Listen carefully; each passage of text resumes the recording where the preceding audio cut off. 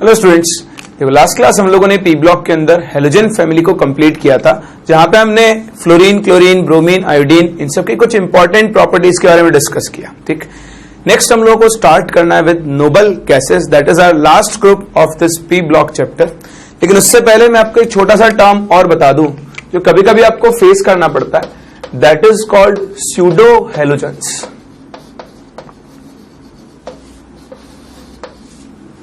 देखो नाम से पता लग रहा है स्यूडो हेलोजेंस, यानी इनको आप फॉल्स हेलोजेंस भी बोल सकते हो।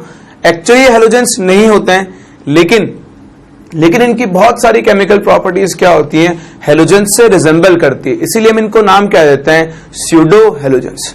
देखो स्यूडो हेलोजेंस क्या होता है, मैं आपको दो ही एग्जांपल दे रहा हूं, आपको ये दोनों ही याद रखने हैं सिर्फ, एक साइनाइड और एक थायोसाइनाइड।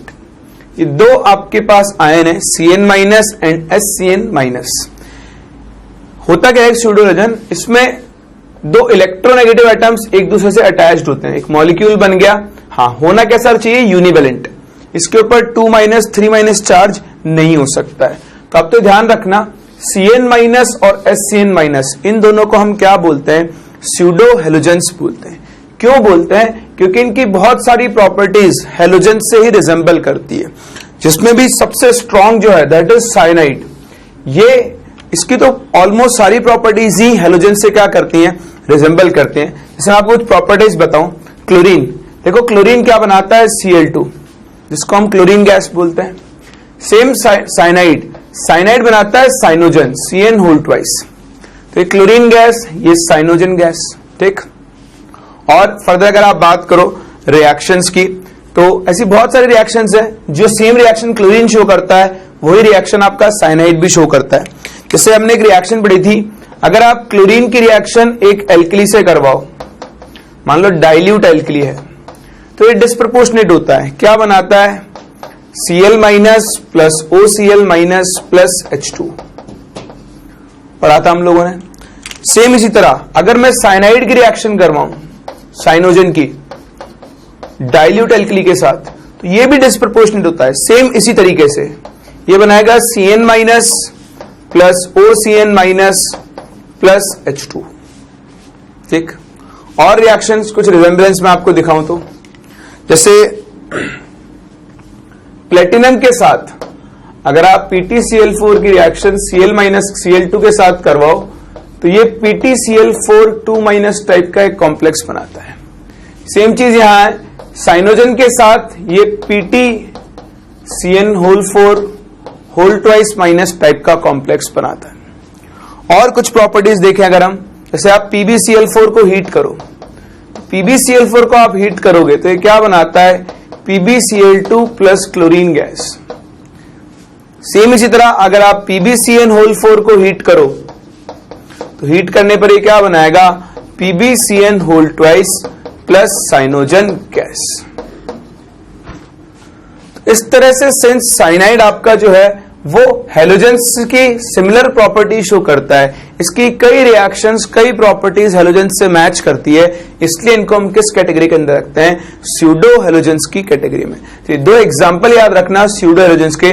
कभी कभी डायरेक्टली आपसे पूछ लेते हैं कि which of the following is a pseudo halogen, तो स्यूडो हेलोजन का मतलब क्या हुआ और क्यों हम इनको स्यूडो हेलोजेंस बोलते हैं। क्लियर, चलो फिर हम बात करते हैं अपनी अगले group 18th group, that is noble gases की। तो बात करते हैं अबाउट नोबल गैसेस।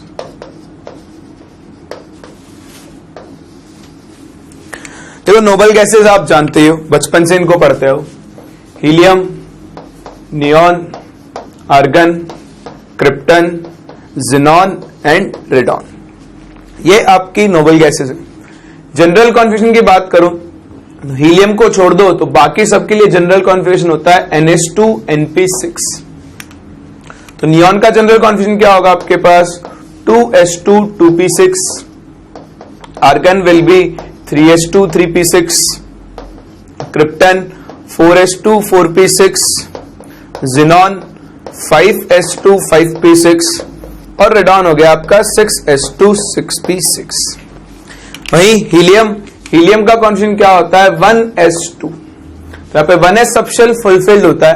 ध्यान देना 1s सबशेल फुलफिल्ड होने की वजह से, सिंस 1s ऑर्बिटल न्यूक्लियस के सबसे ज्यादा क्लोज होता है, तो इन इलेक्ट्रॉन्स पे न्यूक्लियस का अट्रैक्शन फोर्स सबसे ज्यादा होगा।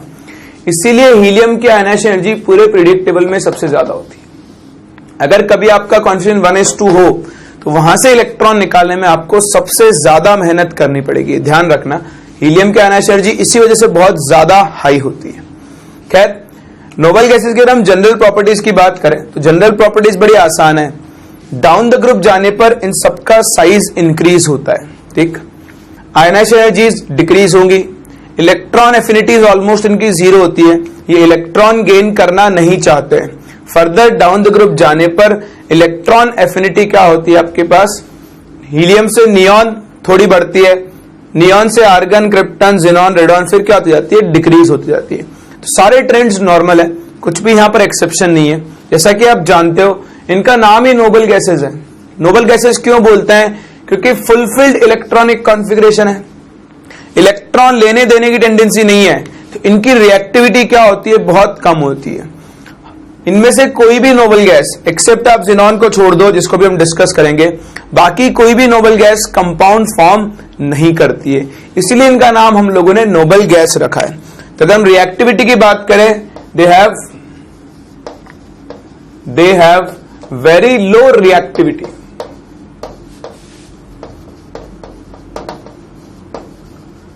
ड्यू टू, सबसे पहली चीज तो क्या है, फुलफिल्ड इलेक्ट्रॉनिक कॉन्फ़िगरेशन।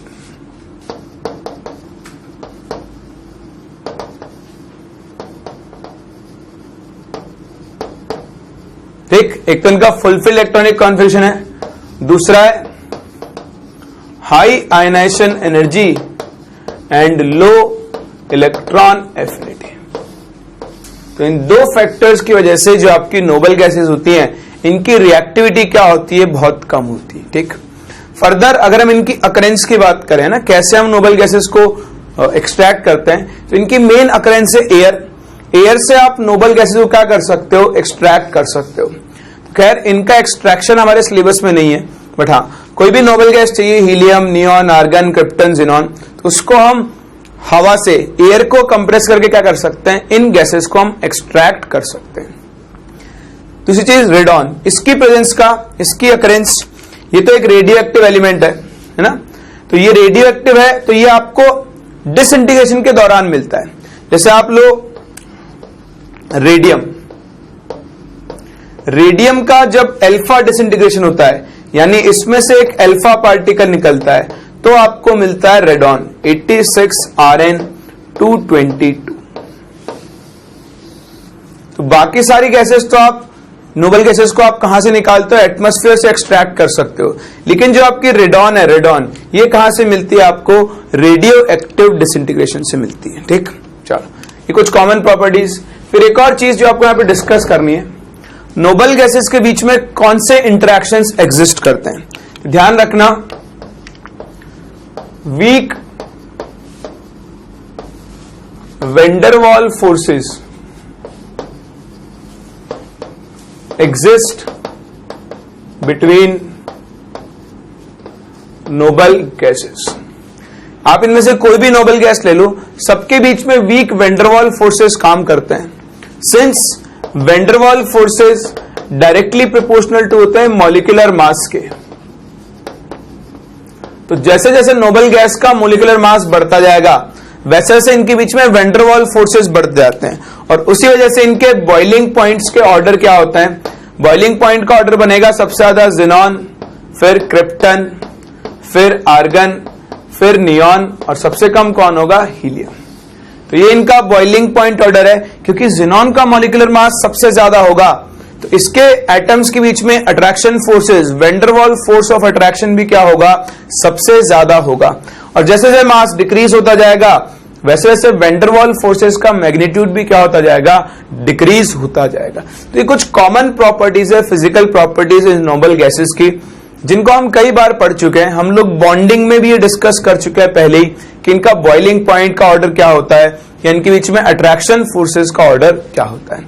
यहां जो हमको मेनली चीज डिस्कस करनी है वो है इनकी केमिकल प्रॉपर्टीज। हाँ, आज तक तुमने पढ़ा है कि नोबल गैसेस कंपाउंड्स फॉर्म नहीं करती हैं, लेकिन ऐसा नहीं है। कुछ कंडीशंस में और कुछ स्पेसिफिक एलिमेंट के साथ इनमें से कुछ नोबल गैसेस क्या होती है, कंपाउंड फॉर्म करती है, जिनके अंदर सबसे इंपॉर्टेंट है जिनॉन। मेनली हमको इन नोबल गैसेस में जिनॉन के ही कंपाउंड्स मिलते हैं, और जिनॉन के कंपाउंड्स भी आपको सिर्फ दो ही एलिमेंट्स के साथ मिलेंगे, एक फ्लोरीन और दूसरा ऑक्सीजन। क्यों? क्योंकि फ्लोरीन और ऑक्सीजन की इलेक्ट्रोनेगेटिविटी क्या होती है, बहुत हाई होती है।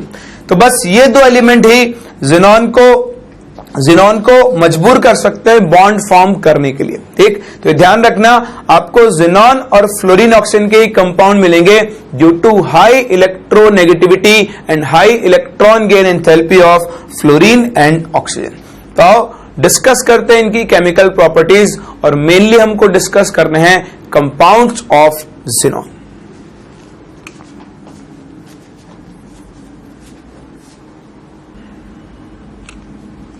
देखो, जैसा हमने डिस्कस किया, हम यहां पर जिनॉन के कंपाउंड्स डिस्कस करेंगे विद ऑक्सीजन एंड फ्लोरीन। तो सबसे पहले हम जो डिस्कस करने जा रहे हैं that is fluorides of oxygen, sorry fluorides of xenon. ठीक, तो मेनली मेरे पास जिनॉन के 3 फ्लोराइड्स होते हैं, एक XeF2, एक XeF4 और एक XeF6। एक एक करके हम तीनों की प्रॉपर्टीज, स्ट्रक्चर, इन सब चीजों को डिस्कस करते हैं। सबसे पहले हम लोग बात करने जा रहे हैं xenon difluoride that is XeF2 की। ठीक, सबसे पहले बात करते हैं इसकी स्ट्रक्चर की ना, और इसके प्रिपरेशन की। तो पहले प्रिपरेशन देख लेते हैं, कैसे हम लोग इसको बनाते हैं। तो प्रिपरेशन बड़ा ही आसान है हमारे पास। एक तो हम इसकी रिएक्शन जिनॉन से डायरेक्ट करके बना सकते हैं। आप जिनॉन और फ्लोरीन की डायरेक्ट रिएक्शन करवाओ at around 673 kelvin and 1 bar pressure. हाँ, यहां पर एक कंडीशन है कि आपको जिनॉन किस में लेनी पड़ेगी, एक्सेस में। तो अगर आप जिनॉन एक्सेस में लो और उसकी रिएक्शन फ्लोरीन से कराओ तो आपको कंपाउंड क्या मिलेगा, जिनॉन डाइफ्लोराइड XeF2। ठीक, एक तरीका तो होता है। एक और तरीका होता है, जिनॉन की रिएक्शन आप करवाओ O2F2 के साथ, तब भी ये क्या बनाएगा, XeF2 प्लस O2। तो ये आपके पास जिनॉन का कंपाउंड बनता है XeF2, ये सॉलिड। ठीक है, सारे जिनॉन फ्लोराइड सॉलिड्स होते हैं, है ना, वॉलेटाइल सॉलिड्स होते हैं, आसानी से वेपर में कन्वर्ट हो जाते हैं। तो ये दो इसके प्रिपरेशन के मेथड्स हैं। ये वाला मेथड इंपॉर्टेंट है क्योंकि जब आप अभी बाकी फ्लोराइड्स बनाओगे तो वो भी जिनॉन और फ्लोरीन के डायरेक्ट कॉम्बिनेशन से ही बनते हैं, लेकिन कंडीशंस अलग अलग हैं। तो ये कंडीशंस आपको याद रखनी होगी। जैसे यहां कंडीशन क्या है, जिनॉन होना चाहिए एक्सेस में, तब क्या बन जाएगा, XeF2। चलो बात करते हैं इसकी स्ट्रक्चर की।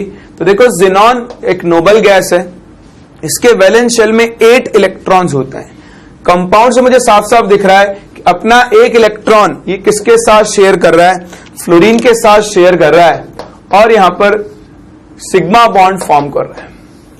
बाकी जिनॉन के पास कितने लोन पेयर रह गए, 3 लोन पेयर अब भी प्रेजेंट हैं। ठीक, जैसा हम लोगों ने हाइब्रिडेशन का फॉर्मूला निकालना सीखा है, आप यहां पर जिनॉन का हाइब्रिडेशन निकालो तो वो आपको मिलेगा 1 2 3 4 5 sp3d। ठीक है, तो जिनॉन का हाइब्रिडेशन में निकाला, मैंने आपको लास्ट क्लास भी हाइब्रिडेशन निकालने का तरीका सिखाया था। ठीक है, तो आप क्या करो, यहां पे वैलेंस इलेक्ट्रॉन ऐड करो। जिनॉन के valence electrons 8 plus 2 into fluorine के कितने हो गए, 7 7 2 जा 14, 14 प्लस 8 कितना हो गया, 22। इसको आप डिवाइड करो 8 से, तो 8 2 जा 16, कितना बचा आपके पास, 6 6 डिवाइडेड बाय 2 इज 3। तो 3 मिलेंगे आपको लोन पेयर और 2 क्या मिलेंगे, bond pair. Total 5 electron pairs हो गए, तो हाइब्रिडेशन हो गया sp3d। 3 लोन पेयर हैं और 2 क्या है आपके पास, बॉन्ड पेयर्स। तो sp3d हाइब्रिडेशन की ज्योमेट्री होनी चाहिए थी ट्राइगोनल बाइपिरामिडल लाइक दिस। लेकिन सिंस आपके पास 3 लोन पेयर्स हैं और ये तीनों लोन पेयर जाएंगे मिनिमम रिपल्शन पोजीशन यानी इक्वेटोरियल पोजीशन के ऊपर, तो आपके पास क्या बचा, ये जिनॉन ये फ्लोरीन और ये फ्लोरीन। ठीक, ये सब मैं आपको बॉन्डिंग में सिखा चुका हूं, अभी आपको आना चाहिए। तो ये तीनों लोन पेयर मैंने यहां रख दिए। लोन पेयर रखने के बाद हम इनको शेप में काउंट नहीं करते हैं। तो ये आपकी ओवरऑल ज्योमेट्री बची, जो कैसी होगी, लीनियर। तो ये आपके HCF2 मॉलिक्यूल की ज्योमेट्री है, लीनियर। इस पे 2 बॉन्ड पेयर होते हैं और 3 क्या प्रेजेंट होते हैं, लोन पेयर्स। ये चीज क्लियर है। चलो, इसके बाद इन फ्लोराइड्स की एक इंपॉर्टेंट प्रॉपर्टी होती है, रादर 2 इंपॉर्टेंट प्रॉपर्टीज होती हैं। एक इनका हाइड्रोलिसिस है ना, ये बहुत आसानी से क्या हो जाते हैं, हाइड्रोलाइज हो जाते हैं। बहुत कम अमाउंट ऑफ वाटर की प्रेजेंस में ये हाइड्रोलाइज हो सकते हैं। और दूसरा, ये स्ट्रॉन्ग फ्लोरिनेटिंग एजेंट्स होते हैं, यानी दूसरे कंपाउंड्स में आसानी से क्या कर सकते हैं, फ्लोरीन को ऐड कर सकते हैं। और यही प्रॉपर्टीज हम इनकी डिस्कस करते हैं।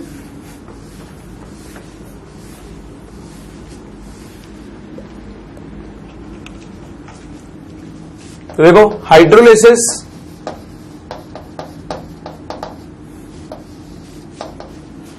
हम HCF2 के हाइड्रोलिसिस की बात कर रहे हैं। HCF2 एक तो ध्यान रखना, is water soluble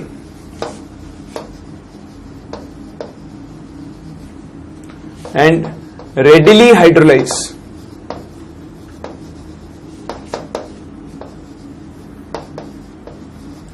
to give Xenon and HF। अगर आप HCF2 का हाइड्रोलिसिस करवाओ तो आपको क्या क्या मिलता है, एक तो मिलेगा Xenon, तो XeF2 प्लस H2। हाइड्रोलिसिस करवाएंगे तो क्या क्या मिलने वाला है, एक तो आपको मिलेगा Xenon along with formation of HF plus साथ में क्या मिलेगी आपको O2। ठीक, तो रिएक्शन को बैलेंस कर लो, ये बन गया 2H2O, ये 2XeF2, ये बनाएगा 2 Xenon 4 HF प्लस साथ में क्या फॉर्म होगा, O2 गैस। तो ये सिंपल सा हाइड्रोलिसिस है Xenon फ्लोराइड्स का। HCF2 का आप हाइड्रोलिसिस करोगे तो क्या मिलेगा, Xenon प्लस HF। ये प्रोडक्ट्स याद रखना बहुत इंपॉर्टेंट है, क्योंकि जब अभी हम HCF4 और HCF6 का हाइड्रोलिसिस करेंगे तो वहां पर आपको कुछ अलग प्रोडक्ट्स मिलेंगे। तो ये प्रोडक्ट्स आपसे डायरेक्टली एग्जाम में पूछ लिए जाते हैं। फर्दर एक और चीज, इसकी हम रिएक्शन करवाएं किसी फ्लोरीन एक्सेप्टर के साथ, तो ये उसको अपना फ्लोरीन एटम ट्रांसफर कर देता है। जैसे आप XeF2 की रिएक्शन PF5 से करवाओ तो ये क्या करेगा, अपना एक फ्लोरीन इसको ट्रांसफर कर देगा और ट्रांसफर करके क्या बनाएगा, XeF plus and PF6 minus type का एक आयन पेयर बनाएगा। इस तरह के आयन पेयर आपके पास बनते हैं जब आप Xenon फ्लोराइड्स की रिएक्शन किससे करवाते हो, एक फ्लोरीन एक्सेप्टर के साथ। बात समझ में आ रही, बस यही इनकी प्रॉपर्टीज है। एक इनका प्रिपरेशन सबसे इंपॉर्टेंट है, दूसरा इनकी स्ट्रक्चर VACPRT से हम कैलकुलेट करते हैं, तीसरा इनका हाइड्रोलिसिस और फोर्थ है इनकी किसी फ्लोरिनेटिंग एजेंट के साथ रिएक्शन। ऐसा फ्लोरिनेटिंग एजेंट नहीं, फ्लोरीन एक्सेप्टर के साथ इनकी रिएक्शन। तो ये फ्लोरीन एक्सेप्टर को अपना एक फ्लोरीन ट्रांसफर कर देंगे और इस तरह से आयन पेयर्स फॉर्म करेंगे। क्लियर, यह है अपना पहला फ्लोराइड ऑफ Xenon। इसी तरह हम लोग दूसरा फ्लोराइड डिस्कस करने आ रहे हैं, जिसका नाम है Xenon टेट्राफ्लोराइड XeF4। अब इसकी प्रॉपर्टीज कॉपी करो, फिर हम लोग डिस्कस करते हैं अपने दूसरे फ्लोराइड को, जिसका नाम है Xenon टेट्राफ्लोराइड। तो देखो, अपना दूसरा fluoride that is XeF4, Xenon tetrafluoride. फिर से वही चीज है, सबसे पहले इसका प्रिपरेशन। तो अगर आप प्रिपरेशन की बात करो,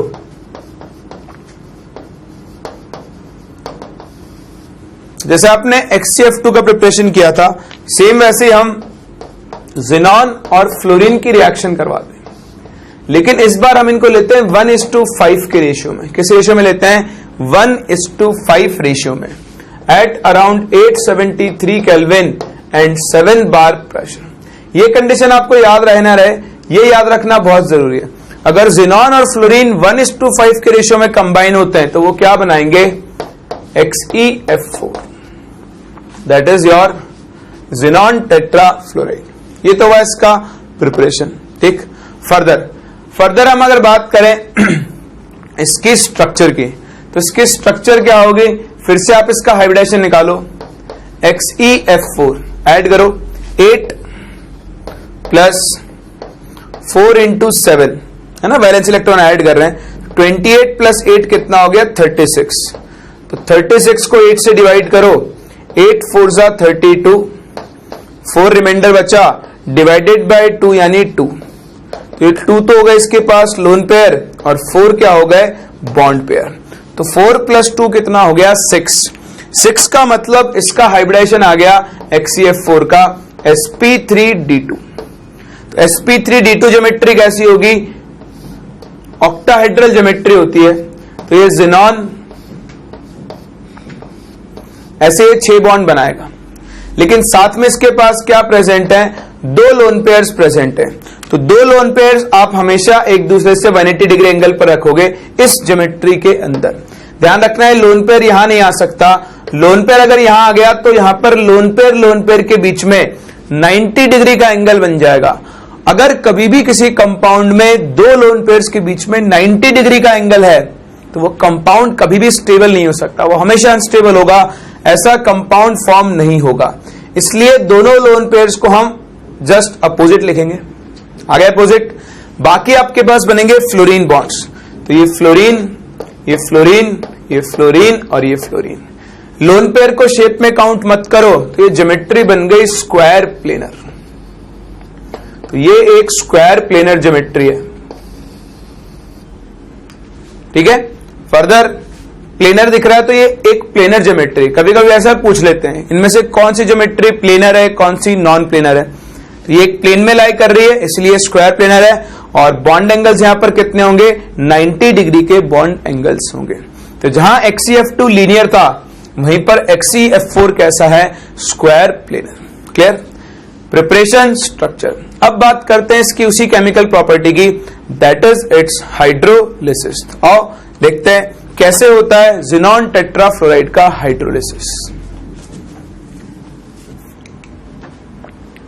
तो देखो हाइड्रोलिसिस ऑफ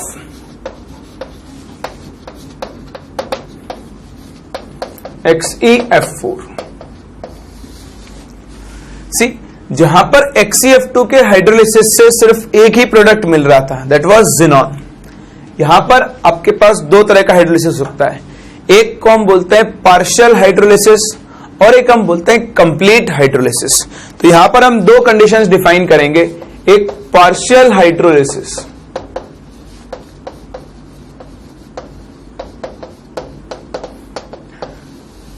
तो जब ज़ेनॉन का पार्शियल हाइड्रोलिसिस होता है तो आपके पास कंपाउंड होता है, जो प्रोडक्ट है that would be XeOF2 along with HF। तो अब आपको थोड़ा दिमाग पे जोर डालना होगा और ये प्रोडक्ट्स याद रखने होंगे, XeOF2 प्लस HF, रिएक्शन क्या होगी, आप XeF4 लो, इसकी रिएक्शन आप वाटर से करवाओ, तो क्या प्रोडक्ट बनाएगा आपके पास XeOF2 प्लस HF। तो ज़ेनॉन ऑक्सोफ्लोराइड बना, साथ में क्या बना आपके पास हाइड्रोजन फ्लोराइड, रिएक्शन को बैलेंस करो तो ये बन गया 2HF। So this is partial hydrolysis. अगर हम ज़ेनॉन टेट्राफ्लोराइड का पार्शियल हाइड्रोलिसिस करवाएं तो कंपाउंड क्या मिलेगा आपको, ज़ेनॉन ऑक्सोफ्लोराइड है ना, XeOF2 along with formation of HF। वहीं अगर आप इसका कंप्लीट हाइड्रोलिसिस करवाओ, कंप्लीट हाइड्रोलिसिस, तो कंप्लीट हाइड्रोलिसिस से जो आपको प्रोडक्ट मिलते हैं that is xenon and XeO3 along with formation of HF। तो डिफरेंस है, अगर आप ज़ेनॉन टेट्राफ्लोराइड का पार्शियल हाइड्रोलिसिस करवा रहे हो तो आपको XeOF2 मिल रहा है, अगर आप कंप्लीट हाइड्रोलिसिस करवा रहे हो तो आपको ज़ेनॉन प्लस XeO3 मिलेगा। तो आप इस रिएक्शन को भी कंप्लीट करते हैं, ये आपका XeF4 प्लस H2O, तो कंपाउंड्स मिलेंगे आपको Xe plus XeO3 along with formation of HF। तो कुछ इंपॉर्टेंट चीजें इस रिएक्शन के बारे में, आप अगर ध्यान से देखो, यहां पर जिनॉन की ऑक्सीडेशन स्टेट होगी +4, यहां पर जिनॉन की ऑक्सीडेशन स्टेट है 0, और इस कंपाउंड में जिनॉन का ऑक्सीडेशन स्टेट है +6। देखो एक ही एलिमेंट +4 से 0 जा रहा है, यानी इसका रिडक्शन हो रहा है, और वही सेम एलिमेंट +4 से कहां जा रहा है, +6, यानी इसका क्या हो रहा है, ऑक्सीडेशन हो रहा है। तो एक रिएक्शन में एक ही एलिमेंट का रिडक्शन भी हो रहा है और ऑक्सीडेशन भी हो रहा है। बताओ ऐसी रिएक्शंस को हम कौन सी रिएक्शंस बोलते हैं? इसको हम बोलते हैं एक डिस्प्रपोर्शनेशन रिएक्शन। तो ये एक डिस्प्रपोर्शनेशन रिएक्शन है। जिनॉन टेट्राफ्लोराइड का कंप्लीट हाइड्रोलिसिस। तो यहां से एक क्वेश्चन बन गया कि HCF4 का हाइड्रोलिसिस एक डिस्प्रपोर्शनेशन रिएक्शन है या फिर नहीं है? तो बिल्कुल है, एक एलिमेंट का रिडक्शन भी हो रहा है, ऑक्सीडेशन भी हो रहा है, ये एक डिस्प्रपोर्शनेशन रिएक्शन है। और जैसा हम लोग सीखते हैं, एक डिस्प्रपोर्शनेशन रिएक्शन को हम लोग आयन इलेक्ट्रॉन मेथड से क्या कर सकते हैं, बैलेंस कर सकते हैं। इसको जब आप बैलेंस करोगे तो रिएक्शन क्या बनेगी आपके पास, this would be 6XeF4 plus 12H2O gives क्या बनाएगा, Xe plus XeO3 along with formation of HF। ठीक है, तो रिएक्शंस को बैलेंस करो, 6Xe ये बनेगा 4Xe, this would B 2XeO3, ये बनेगा 24HF। ठीक, तो बैलेंसिंग आप कर लोगे, खैर बैलेंसिंग में इश्यू नहीं है, ये हम लोग ने रेडॉक्स रिएक्शंस के अंदर सीखा है। इंपॉर्टेंट चीज है प्रोडक्ट याद रखना।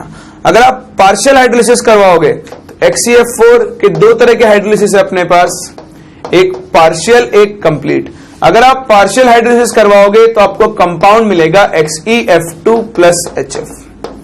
अगर आप इसका कंप्लीट हाइड्रोलिसिस करवाओगे तो आपको क्या मिलेगा, xenon plus XeO3 plus HF।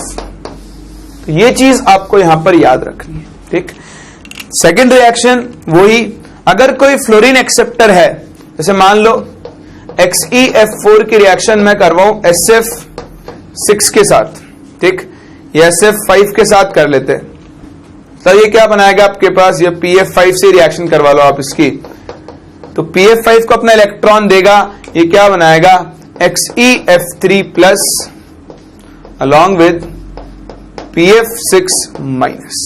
ठीक, तो ऐसे ही फ्लोरीन एक्सेप्टर्स के साथ ये क्या कर सकता है, अपनी रिएक्शन शो कर सकता है। तो इंपॉर्टेंट है इसका हाइड्रोलिसिस। हाइड्रोलिसिस दो तरह का होगा, एक पार्शियल और दूसरा कैसा होगा, कंप्लीट। और कंप्लीट हाइड्रोलिसिस जब इसका होगा तो क्या मिलेगा आपको, Xe plus XeO3। Clear, copy करो इसको, फिर मिलते हैं इसके अगले फ्लोराइड दैट इज XeF6।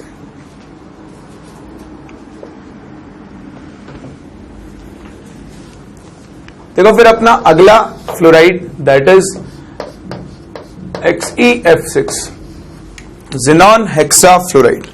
तो इसका प्रिपरेशन अगेन फिर से आपको कंडीशंस याद रखनी है। तो XeF6 का प्रिपरेशन कैसे होता है, आप जिनॉन की रिएक्शन करवाओ फ्लोरीन के साथ, लेकिन इस बार आपको मिक्सचर लेना है 1:20 के रेशियो में एट अराउंड 400 डिग्री सेल्सियस, और इसको एक निकल ट्यूब के थ्रू आप पास करो, तब आपके पास बनेगा कंपाउंड XeF6। रिएक्शन को बैलेंस कर लो तो 3F2 बन गया आपका XeF6 सॉलिड। तो तीनों के प्रिपरेशन में आपको डिफरेंस दिख रहा है, जहां XeF2 बनाने में मुझे जिनॉन एक्सेस में लेनी थी, वहीं XeF4 बनाने के लिए 1:5 का रेशियो लेना था, और XeF6 बनाने के लिए मुझे इनका 1:20 का रेशियो लेना है। यहां पर प्रेशर भी बहुत हाई रखना होता है एट अराउंड 50 ATM, तब जाके जिनॉन और फ्लोरीन रिएक्ट करते हैं और क्या बनाते हैं, XeF6। पहली चीज प्रिपरेशन। दूसरा स्ट्रक्चर, इसकी स्ट्रक्चर बहुत इंपॉर्टेंट है।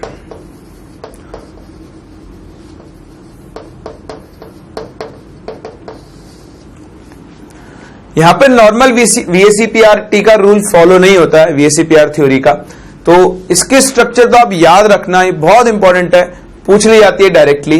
देखो अगर हम नॉर्मल तरीके से कैलकुलेट करें तो यहां पर आपको 6 bond pairs plus 1 lone pair मिलेगा, यानी टोटल 7 sp3d3 हाइब्रिडाइजेशन होता है।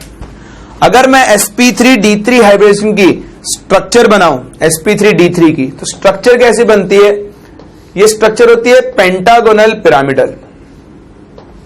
ऐसे एक प्लेन में एक पेंटागन बनेगा, एक बॉन्ड ऊपर और एक बॉन्ड नीचे, तो ये आपकी स्ट्रक्चर बनती है पेंटागोनल बाय पिरामिडल। कब? जब आपके पास 6 बॉन्ड पेयर हो और 1 लोन पेयर हो। तो ये बॉन्ड पेयर मान लो fluorine fluorine fluorine fluorine fluorine, एक फ्लोरीन ये रहा और एक ये लोन पेयर, तो इसके स्ट्रक्चर को हम बोल सकते हैं पेंटागोनल पिरामिडल। क्या बोल सकते हैं? ऐसा करो, लोन पेयर को यहां रखो, फ्लोरीन को यहां रखो, तब आप जब कॉर्नर्स को मैच करोगे तो एक पिरामिड टाइप स्ट्रक्चर आपको दिखेगी, तो इसको हम बोलेंगे पेंटागोनल पिरामिडल। ठीक है, लेकिन ये इसकी स्ट्रक्चर नहीं होती है। अब आप ध्यान देना, इसकी स्ट्रक्चर क्या होती है। यहां पर एक ऑक्टाहेड्रन बनता है। क्या बनता है? ऑक्टाहेड्रन बनेगा।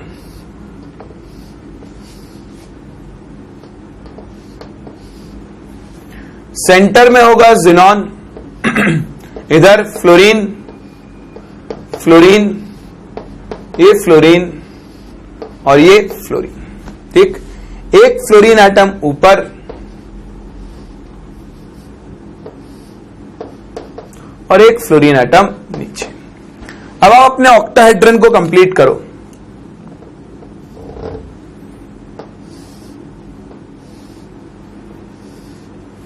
तो ये ऊपर वाले फेसेस सेम ऐसे आपके पास ये नीचे वाले फेसेस बनेंगे, होगा।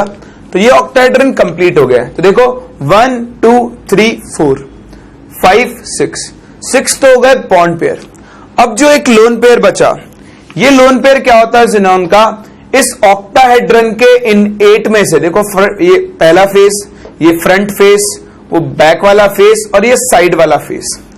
इसी तरह नीचे भी 4 फेस हैं। तो जिनॉन का ये लोन पेयर इनमें से किसी भी एक फेस के ऊपर प्रेजेंट हो सकता है। तो इस तरह से क्या होता है, XeF6 के अंदर जिनॉन का लोन पेयर किसी बॉन्ड पर प्रेजेंट नहीं होकर कहां प्रेजेंट होता है? ऑक्टाहेड्रन के 8 में से किसी भी एक फेस पर प्रेजेंट हो सकता है।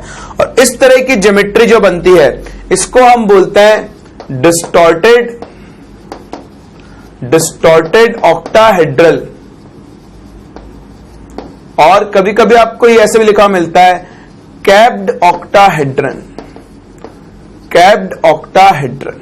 तो इसकी ज्योमेट्री बहुत इंपॉर्टेंट है। इसकी ज्योमेट्री को हम बोलते हैं डिस्टॉर्टेड ऑक्टाहेड्रल और कैप्ड ऑक्टाहेड्रन। तो ये ध्यान रखना, इसकी ज्योमेट्री क्या होती है ये आपसे डायरेक्टली पूछ सकता है, और मैं आप इसको डिस्क्राइब भी कर रहा हूं।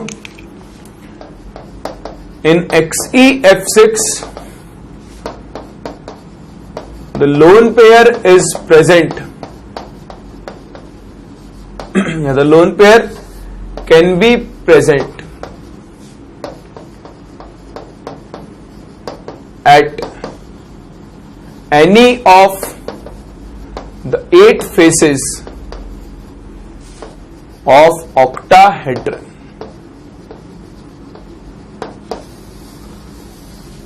ठीक है ना?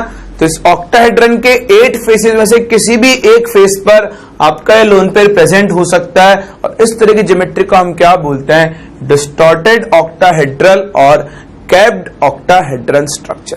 ठीक है, चलो, तो ये इसकी ज्योमेट्री की बात। फिर वही चीज क्या डिस्कस करेंगे हम, इसका हाइड्रोलिसिस। तो इसका भी हाइड्रोलिसिस होता है और उसके प्रोडक्ट्स भी आपको याद रखने होंगे। तो ये बनाओ, फिर डिस्कस करते हैं इसका हाइड्रोलिसिस।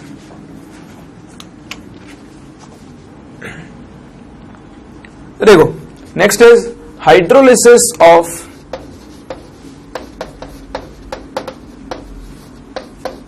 XeF6। चीज वही है, फिर से हम 2 तरह का हाइड्रोलिसिस करेंगे, एक पार्शियल और एक कंप्लीट। तो पहले बात करते हैं पार्शियल हाइड्रोलिसिस की।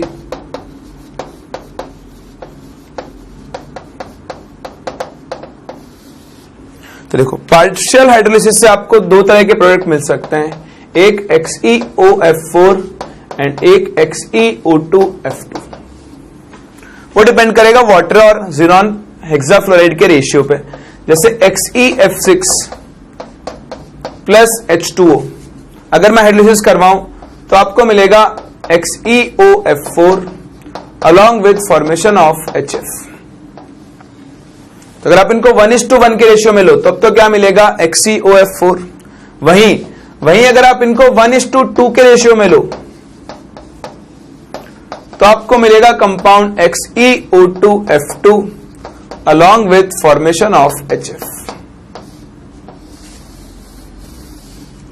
तो ये तो XeF6 के हाइड्रोलिसिस के प्रोडक्ट्स हैं, XeOF4 एंड XeO2F2। ठीक, वहीं अगर आप इसका कंप्लीट हाइड्रोलिसिस करवाओ, कंप्लीट हाइड्रोलिसिस, तो कंप्लीट हाइड्रोलिसिस में क्या होगा,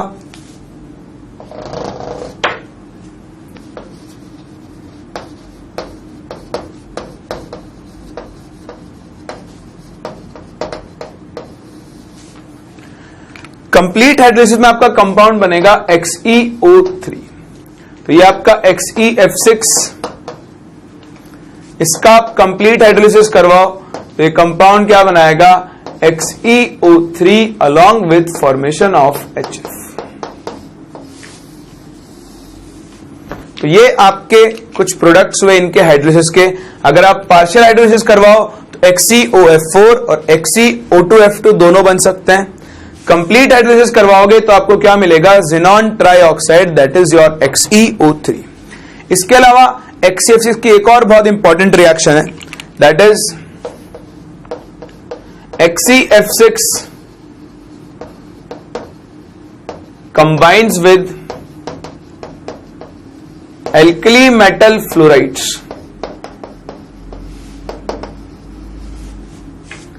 and accepts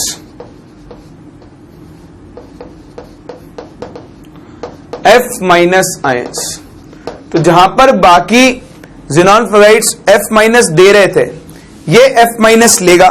इसकी रिएक्शन अगर आप XeF6 की मान लो सोडियम फ्लोराइड से करवाते हो NaF, तो ये कंपाउंड क्या बनाता है Na plus and XeF7 minus.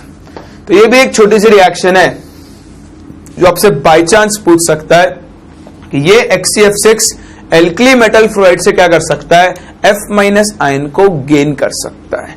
ये थे अपने 3 fluorides of xenon, XeF2, XeF4 और XeF6। एक बार आप ये कॉपी कर लो, फिर हम तीनों की एक साथ प्रॉपर्टीज को कंपेयर करते हैं और वो रिएक्शंस जो हम लोगों को याद रखनी है।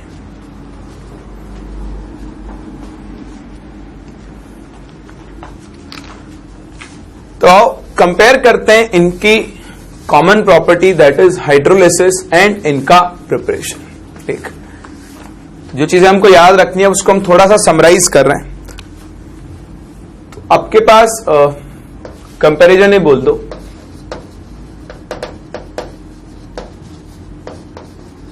जिनॉन फ्लोराइड्स,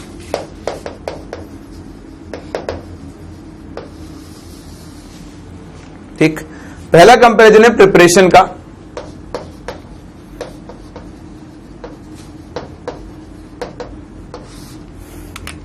तीनों का प्रिपरेशन एक ही तरीके से होता है, Xe की रिएक्शन F2 से करवाओ,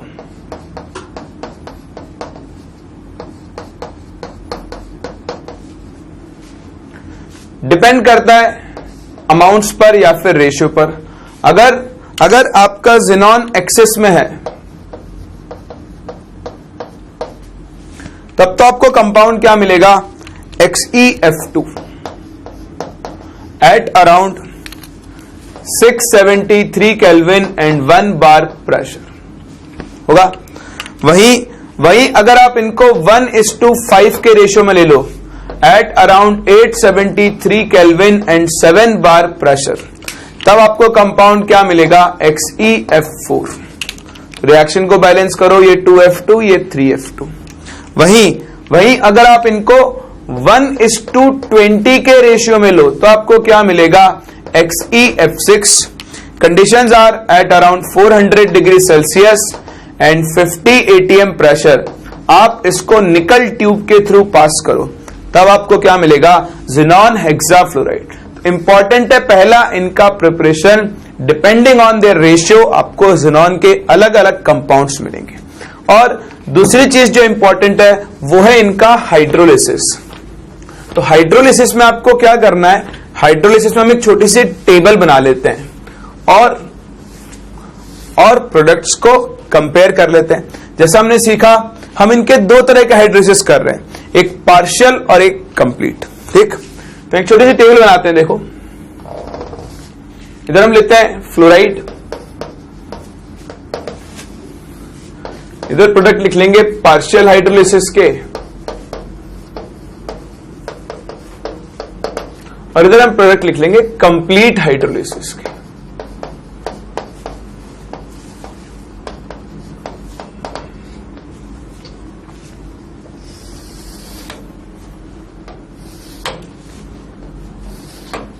ठीक, तो फ्लोराइड अपने पास तीन है, एक XeF2, दूसरा XeF4 और तीसरा है आपका XeF6।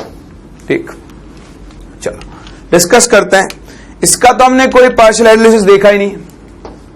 इसका तो जब भी हाइड्रोलिसिस होगा XeF2 का, आपको क्या कंपाउंड मिलेगा, एक Xe और दूसरा HF।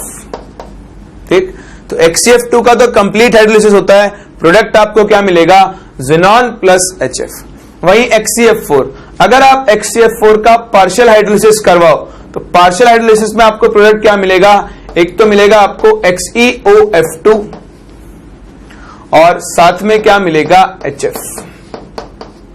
ये हुए इसके पार्शियल हाइड्रोलिसिस के प्रोडक्ट। वहीं अगर आप XeF4 का कंप्लीट हाइड्रोलिसिस करवाओ तो आपको प्रोडक्ट क्या मिलता है, xenon plus XeO3 plus HF। जो हम लोगों ने बैलेंस करके पूरी रिएक्शन लिखी थी, और मैंने आपको यह भी बताया था कि ये जो रिएक्शन है this is a disproportionation reaction. तो ये बहुत बहुत बहुत इंपॉर्टेंट है। डायरेक्टली आपसे पूछ सकते हैं कि कौन सा ज़ीनॉन फ्लोराइड हाइड्रोलिसिस पर एक डिसप्रपोर्शनेशन रिएक्शन शो करता है। तो आपका आंसर क्या होगा, XeF4, XeF2, XeF6 दोनों नॉर्मल रिएक्शन शो करते हैं, लेकिन XeF4 हाइड्रोलिसिस पर क्या शो करता है, डिसप्रपोर्शनेशन शो करता है। ठीक, then last XeF6, XeF6 hydrolysis पर XeO2F2 भी बना सकता है और XeOF4 भी बना सकता है, जबकि कंप्लीट हाइड्रोलिसिस पर ये आपको क्या देता है, XeO3, that is your xenon trioxide. तो बस ये सब इसकी समरी है। आपको दो ही चीजें याद रखनी है, एक इनके प्रिपरेशन का डिफरेंस और एक इनके हाइड्रोलिसिस का डिफरेंस। इसके अलावा आपसे और कोई क्वेश्चन नहीं पूछ सकता है। एक और चीज है जो भी हम डिस्कस कर लेते हैं, जो ज़ीनॉन ऑक्सीफ्लोराइड्स बने आपको इनके स्ट्रक्चर बतानी आनी चाहिए, है ना, कि कौन सी इनकी ज्योमेट्री होगी। तो ये सब हम लोग बॉन्डिंग में सीख चुके हैं, हमको सिर्फ एक बार देखना है कि उनके स्ट्रक्चर कैसे बनाते हैं, तो वो हम डिस्कस कर लेंगे। बट इंपॉर्टेंट पार्ट है ये, या तो ये टेबल या फिर ये तीन मेथड्स जिनसे आपसे नोबल गैसेस के अंदर क्वेश्चंस पूछे जा सकते हैं, ध्यान रखना। चलो बढ़ते अपने अगले पार्ट की तरफ, दैट इज ज़ीनॉन ऑक्सीफ्लोराइड्स। इन कंपाउंड को हम बोलते हैं ज़ीनॉन ऑक्सीफ्लोराइड्स। आओ इनके टाइप और इनके स्ट्रक्चर को डिस्कस कर लेते हैं।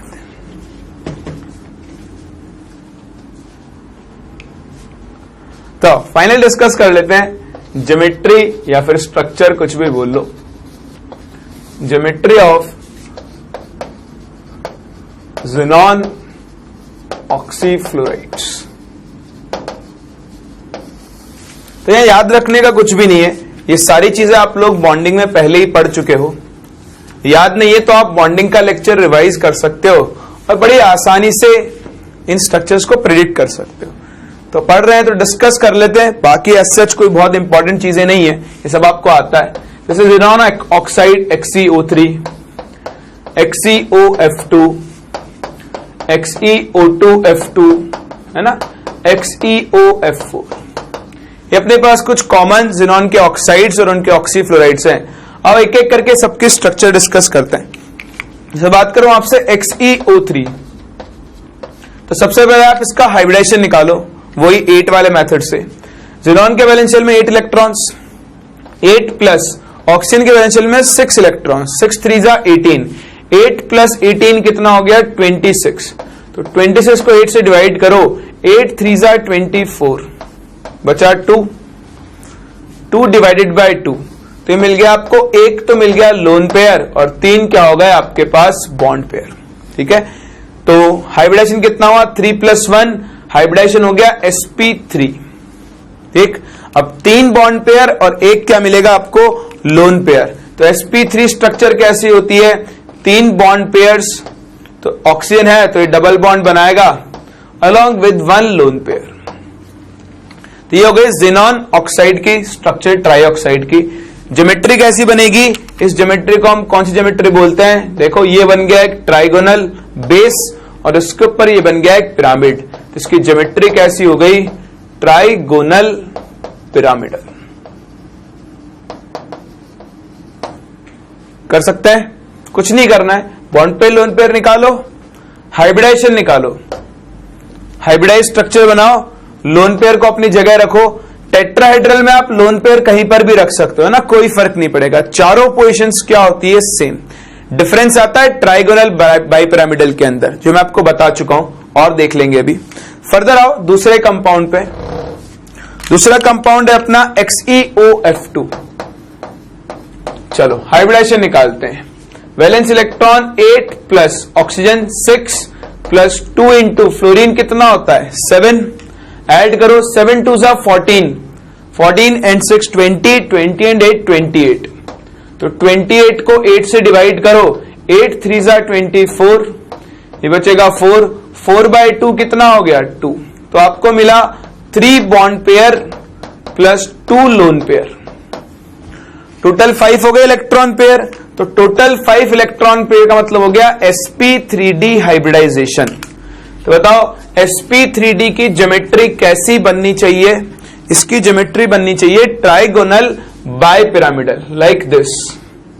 तो ये ट्राइगोनल बाइपिरामिडल स्ट्रक्चर बनती, बीच में कौन आएगा आपका ज़ेनॉन एटम आएगा, तो ये आ गया ज़ेनॉन।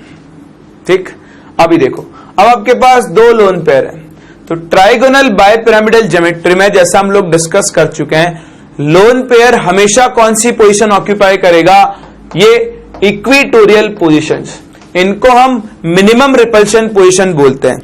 मिनिमम रिपल्शन पोजीशन क्यों बोलते हैं कि देखो इनके बीच में बॉन्ड एंगल कितना है 120, जबकि यहां बॉन्ड एंगल कितना होगा 90 डिग्री। ठीक है, तो इसलिए यहां बॉन्ड एंगल ज्यादा है तो लोन पेयर्स के बीच में डिस्टेंस ज्यादा होगी, तो लोन पेयर रिपल्शन क्या होगा कम होगा। अब अगर आपको ये लगे कि आप एक लोन पेयर यहां रख दो, एक लोन पेयर यहां रख दो, देखो लोन पेयर के बीच में डिस्टेंस बहुत ज्यादा है, लेकिन यहां पर इस कंडीशन में lone pair bond pair repulsion बढ़ जाता है। कैसे बढ़ता है, क्यों बढ़ता है, उसके लिए तो आपको मेरा बॉन्डिंग का लेक्चर ही देखना होगा, अभी मैं यहां उसको डिस्कस नहीं कर सकता हूं, बहुत अच्छी तरह आपको समझा चुका हूं मैं, तो आप उसको देख लो एक बार, अगर आप भूल गए हो और नहीं देखा है तो वैसे देख लो। ठीक है, चलो, तो ये मेरी मिनिमम रिपल्शन पोजीशंस हैं। तो 2 लोन पेयर मैंने देखो इक्विटोरियल पोजीशन पे रख दिए, बाकी मुझे बनाने बॉन्ड।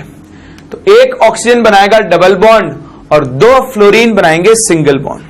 बात आती है डबल बॉन्ड कहां रखूं, डबल बॉन्ड में भी सिंगल बॉन्ड से ज्यादा रिपल्शन होता है, तो इसको भी हम मिनिमम रिपल्शन पोजीशन पे रखेंगे, एक फ्लोरीन ऊपर और एक फ्लोरीन नीचे।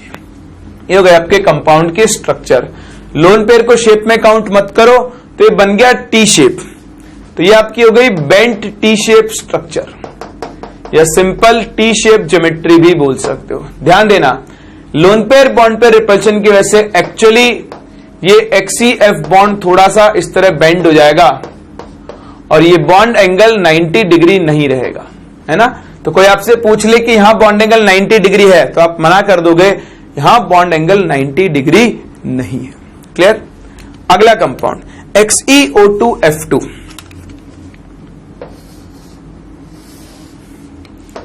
XeO2F2, फिर से हाइब्रिडाइजेशन निकालो, 8 प्लस 6 2 जा 12 प्लस 7 2 जा 14, 20 एंड 14 कितना हो गया 34, तो 34 को 8 से डिवाइड करो, 8 4 जा 32, 2/2 यानी 1 लोन पेयर।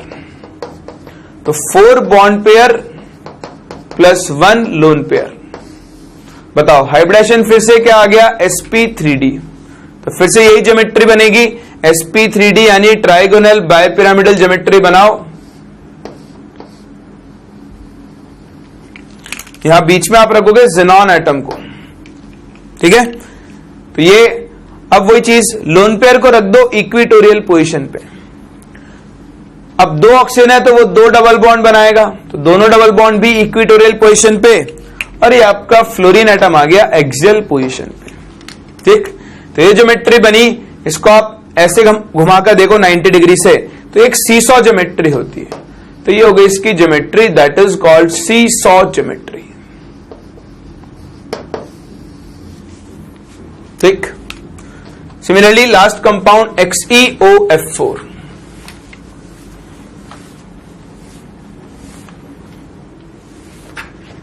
तो देखो XeOF4 फिर से हाइब्रिडाइजेशन निकालो।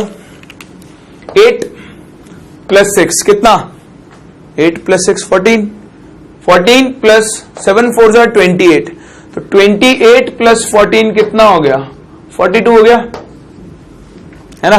42 को 8 से डिवाइड करो, तो 8 5 जा 40, कितना बचा 2, 2/2, यानी 1 तो आ गया लोन पेयर और 5 क्या आ गए बॉन्ड पेयर। तो 5 bond pair plus 1 lone pair, ये बन गया sp3d2 hybridisation. Total 6 electron pair हो गए, तो sp3d2 हाइब्रिडाइजेशन। बताओ sp3d2 की स्ट्रक्चर क्या होती है,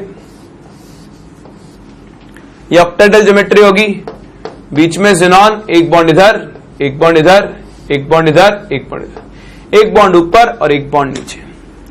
ऑक्टाहेड्रल की सारी पोजीशन सेम होती है, तो आप लोन पेयर को कहीं पर भी रख सकते हो, तो मैं लोन पेयर को यहां रख रहा हूं। बाकी रखो फ्लोरीन और ऑक्सीजन, ऑक्सीजन हो गया यहां डबल बॉन्ड, ये फ्लोरीन, ये फ्लोरीन, ये फ्लोरीन और ये फ्लोरीन, ये हो गई आपकी ज्योमेट्री। और अगर आप सारे वर्टाइसेस को मैच कर दो तो आपके पास क्या है, एक स्क्वायर बेस है और उसके ऊपर ये एक पिरामिड बन गया, ठीक। तो ये पिरामिड है, इसलिए स्ट्रक्चर को हम बोलते हैं स्क्वायर पिरामिड। क्या बोलते हैं, स्क्वायर पिरामिडल स्ट्रक्चर। बताओ यहां बॉन्ड एंगल 90 डिग्री होंगे या नहीं होंगे, देखने से लग रहा है होंगे, लेकिन ये लोन पेयर बॉन्ड पेयर्स को रिपेल करेगा, और ध्यान देना यहां पर बॉन्ड एंगल 90 डिग्री नहीं होंगे। तो ये सब हम लोग बॉन्डिंग में सीख चुके हैं, बस ये मान लो एक छोटा सा आपने क्विक रिवीजन किया है कि कैसे हम ज़ेनॉन के फ्लोराइड्स और ऑक्सीफ्लोराइड्स के स्ट्रक्चर बनाते हैं। तो ये सब आप बना लोगे, बस आप ध्यान रखना XeF6 की स्ट्रक्चर, इसकी स्ट्रक्चर को हम क्या बोलते हैं, डिस्टॉर्टेड ऑक्टाहेड्रल। और ये आपसे डायरेक्टली पूछ सकता है, यहां पर लोन पेयर कहां लाई करता है, ऑक्टाहेड्रन के फेसेस पर, और इसे हम बोलते हैं डिस्टॉर्टेड ऑक्टाहेड्रल स्ट्रक्चर। चलो, तो यहां पर हम समापन करने जा रहे हैं अपने इतने लंबे प्रोग्राम का, that is your P block. P block chapter में हमने सारे ब्लॉक्स कवर किए, सारे ग्रुप्स कवर कर लिए, 13, 14, 15, 16, 17 और ये 18। बहुत लंबा हो गया चैप्टर, खैर चैप्टर लंबा है, बहुत ज्यादा इंफॉर्मेशंस भी हैं, आपको थोड़ी मेहनत करनी पड़ेगी चीजों को याद करने के लिए। तो घूमते फिरते आप इनऑर्गेनिक को रिवाइज करो, एक दिन बैठकर आप इन सबको याद नहीं रख सकते हो।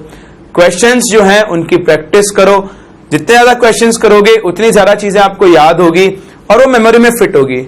बहुत सारी चीजें इंफॉर्मेशन बेस्ड हैं, बहुत सारी चीजें लॉजिकल भी है, केमिकल बॉन्डिंग का यहां पर बहुत यूज है। तो अब आपका काम है इन सारे लेक्चर्स को ठीक से पढ़ना, इनके रिलेवेंट क्वेश्चंस करना। मेरी तरफ से चैप्टर यहां पर खत्म होता है और बस चैप्टर खत्म होता है, आप अपना काम करो। एग्जाम में इससे बाहर कुछ नहीं आएगा, वो मैं आपको गारंटी दे सकता हूं। आपने इतना कर लिया, आप इससे रिलेटेड एक भी क्वेश्चन छोड़कर नहीं आ सकते हो। चलो, तो आज हम यहाँ पे इस चैप्टर को फिनिश करते हैं और मिलते हैं अपने अगले लेक्चर में किसी एक नए चैप्टर के साथ। तब तक बाय बाय।